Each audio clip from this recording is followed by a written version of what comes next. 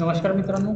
करत असताना किंवा इन्व्हेस्टमेंट करत असताना अ, खूपच उपयुक्त असा विषय आहे. कारण या ज्या संकल्पनेची आपण या ठिकाणी चर्चा करणार आहोत, त्या अत्यंत महत्त्वाच्या आहेत आणि त्या समजल्या तरच आपण ट्रेडिंग व्यवस्थित किंवा इन्व्हेस्टमेंट व्यवस्थितरित्या करू शकू. तरी आपल्याला जे समजून घ्यायचं आहे त्याकडे वळूया. मार्केटचे टप्पे कोणते कोणते असतात? या ठिकाणी आपण समजून घेऊ मार्केटचे टप्पे. मार्केटचे टप्पे कोणते कोणते किंवा मार्केट ज्याला आपण मार्केट सायकल म्हणतो. Market cycle. तर मार्केटच्या टप्प्यामध्ये काय काय येणार? पहिला येणार मार्केट सायकलच्या मुख्य टप्प्यामधून जाते ते खालीलप्रमाणे आहे. कोणते कोणते? एक, ॲक्युम्युलेशन. हा पहिला टप्पा आहे, ॲक्युम्युलेशन. आता ॲक्युम्युलेशन फेज म्हणजे काय होते? म्हणजे संचय. ॲक्युम्युलेशन म्हणजे संचय करणे किंवा साठा करणे. संचय किंवा साठा. ॲक्युम्युलेशन म्हणजे संचय किंवा साठा. संचय किंवा साठा. त्यानंतर दुसरा जो टप्पा राहील तो ॲडव्हान्सिंग. दुसरा जो टप्पा आहे तो कोणता आहे? ॲडव्हान्सिंग फेज. म्हणजे हा ॲडव्हान्स म्हणजे वरच्या दिशेला जाणार असतो. तिसरा टप्पा आहे डिस्ट्रीब्युशन आणि चौथा आहे डिक्लाइन. तर मार्केटचे प्रमुख 4 टप्पे म्हणजे मार्केटचे जे प्रमुख 4 टप्पे असतात ते कोणते कोणते? Accumulation phase, advancing phase, distribution phase आणि डिक्लाइन फेज. अशा पद्धतीचे मार्केटचे प्रमुख 4 टप्पे असतात. आता हे ॲक्युम्युलेशन फेज कधी होतो, ॲडव्हान्सिंग फेज कधी होतो, डिस्ट्रीब्युशन फेज कधी होतो आणि डिक्लाइन फेज कधी होतो, हे सर्व या सगळ्या संकल्पना आहे आपण या ठिकाणी आज समजून घेऊ. आता बघा, ॲक्युम्युलेशन फेज म्हणजे कधी येते? तर ॲक्युम्युलेशन फेज कधी येणार? जेव्हा मार्केट पूर्ण डाऊन ट्रेंडमध्ये असणार. मार्केट कधी म्हणजे खाली खाली जाणार. ठीक आहे.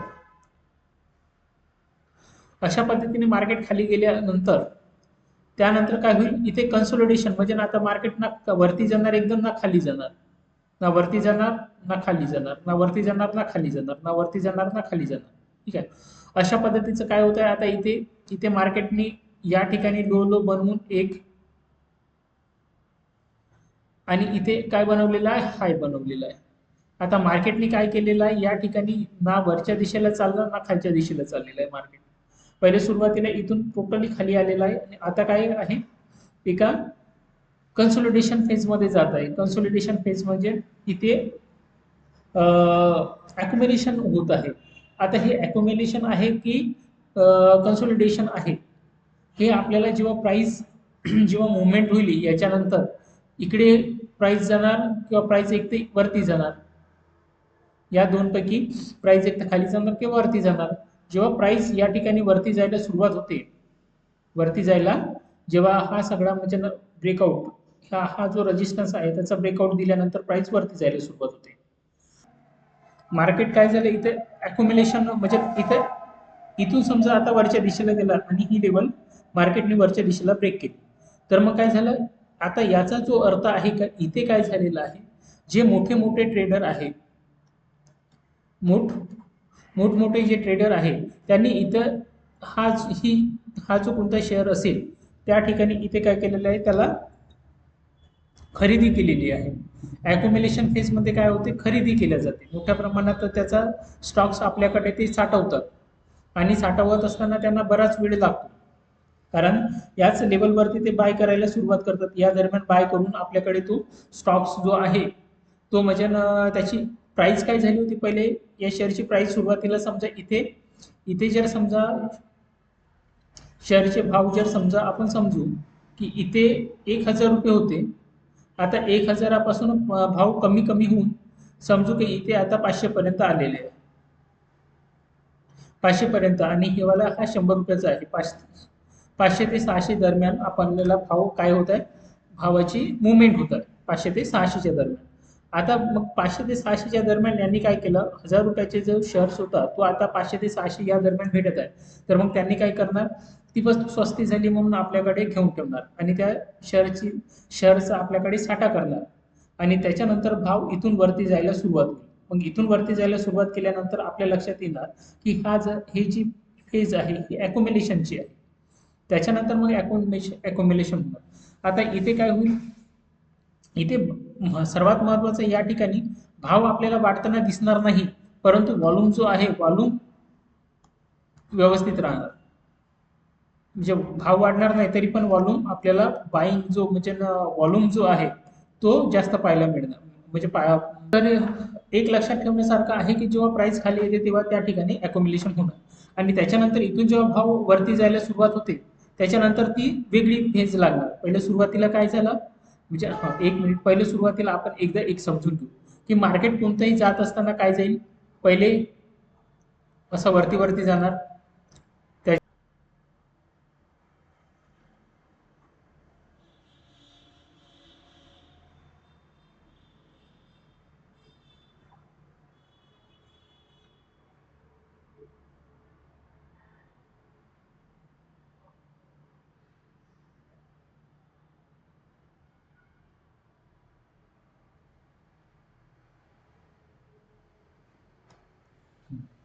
आता बघा इथून प्राइस सुरुवात झाली समजू, इथून प्राइस सुरुवात झाली वरती गेली म्हणजे इथे एक फेज आहे ती ॲक्युम्युलेशन आहे.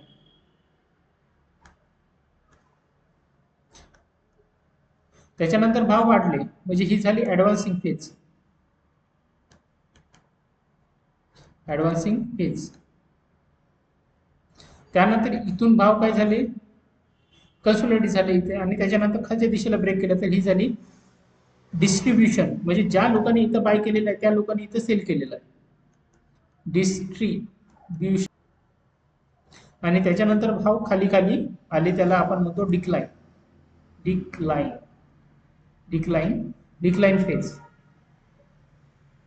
अशा पद्धतीचं मार्केटमध्ये काय होते, मुवमेंट होते. पहिले सुरुवातीला ॲक्युम्युलेशन राहील, मग ॲडव्हान्सिंग फेज राहील, डिस्ट्रीब्युशन फेज राहील आणि त्याच्यानंतर डिक्लाइन राहील. म्हणजे या 4 टप्प्यांमध्ये मार्केटची जी मुवमेंट होत असते ती ही या 4 टप्प्यांमध्ये होत असते. तर आता बघा, आता आपण या ठिकाणी म्हणजे पहिले सुरुवातीला काय लक्षात घ्यायचं आहे, ॲक्युम्युलेशन म्हणजे काय होईल, संचय. त्याच्यानंतर ॲडव्हान्सिंग म्हणजे वरती मार्केट बुल मार्केट राहील तेव्हा. आणि डिस्ट्रीब्युशन म्हणजे काय होते, डिस्ट्रीब्युशन म्हणजे वाटप, जे आपल्याकडे आहे ते देणे. डिस्ट्रीब्युशन म्हणजे काय होईल, जे आपल्याकडे आहे ते दुसऱ्याला देणे, त्याचं वितरण करणे. तर स्टॉक्समध्ये सुद्धा काय होते, आपल्याकडे जे शेअर्स घेतलेले असतात ते वितरण करतात, त्याला आपण डिस्ट्रीब्युशन फेज. आता डिस्ट्रीब्युशन फेज आणि कन्सोलिडेशन हे सारखंच असते, परंतु जर कन्सोलिडेशन मध्ये जेव्हा ब्रेकडाऊन खालच्या दिशेला जेव्हा प्राइस खाली येते तेव्हा आपल्याला ते लक्षात येते की आता इथे काय झालेलं आहे, डिस्ट्रीब्युशन झालेलं आहे. मग डिस्ट्रीब्युशन झाल्यानंतर मग डिक्लाइन.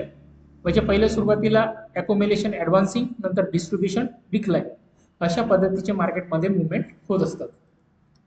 तर जेव्हा आपल्याजवळ संचय केला, एक सरळ समजून घ्या, एखादी मोठा व्यापारी आहे, त्यांनी त्यांच्याकडे एखाद्या वस्तूचा साठा मोठ्या प्रमाणात केलेला आहे आणि इतर लोकांजवळ तो साठा त्यांनी ठेवलेला नाही, किंवा इतर लोकांजवळचा जेवढा साठा होता त्यांनी सगळा साठा आपल्याकडे घेतलेला आहे. आता तुम्हाला सोप्या शब्दामध्ये मी या ठिकाणी सांगण्याचा प्रयत्न करतो.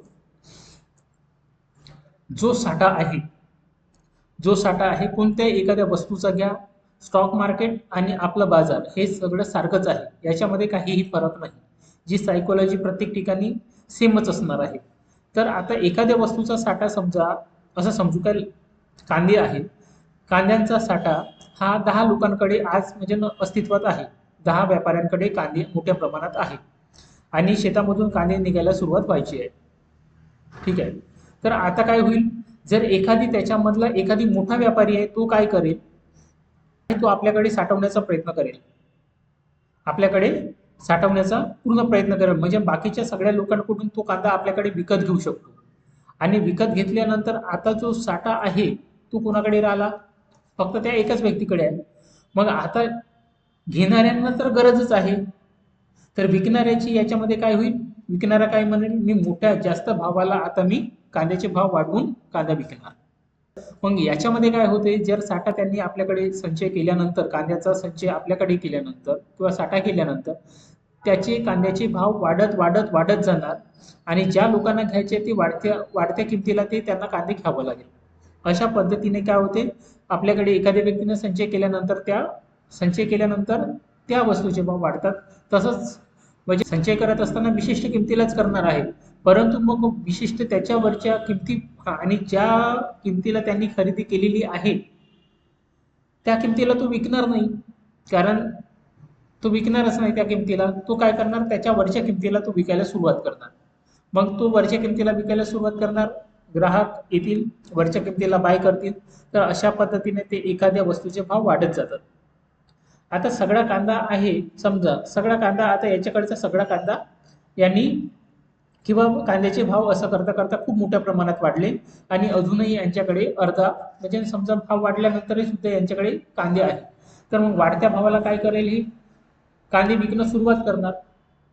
सगळ्या लोकांना ते कांदे विकून टाकतील.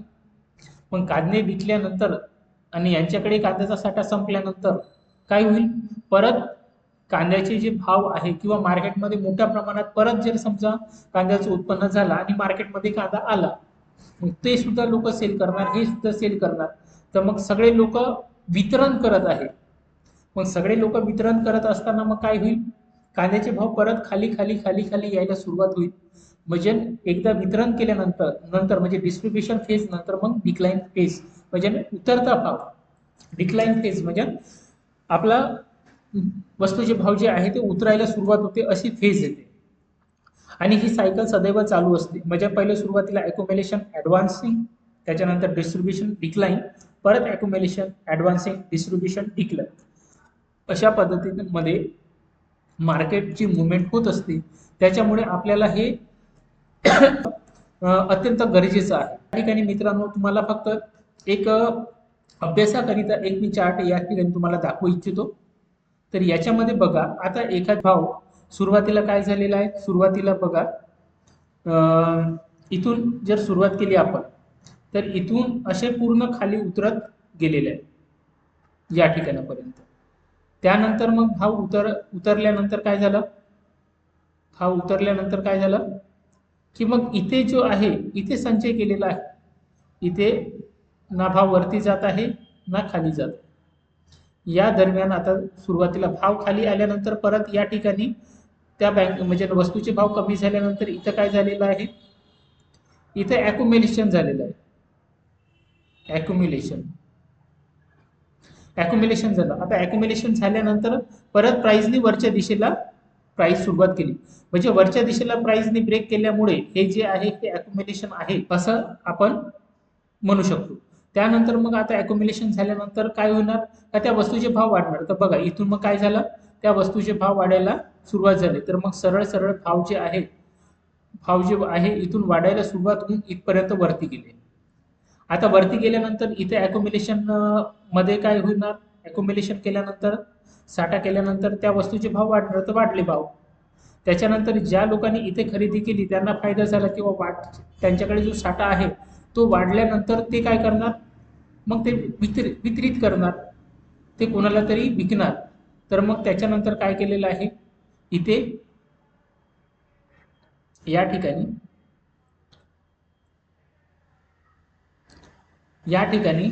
ठिकाणी म्हणजे प्राइस वरती गेली, खाली आली, वरती खाली वरती, अशा पद्धतीने काय झालं, एका रेंजमध्ये गेली आणि रेंज खालच्या दिशेनं ती रेंज ब्रेक केली. तर मग आता खालच्या दिशेनं रेंज ब्रेक केल्यामुळे काय झालं, ही जी फेज आहे ती कोणती आहे, डिस्ट्रीब्युशन.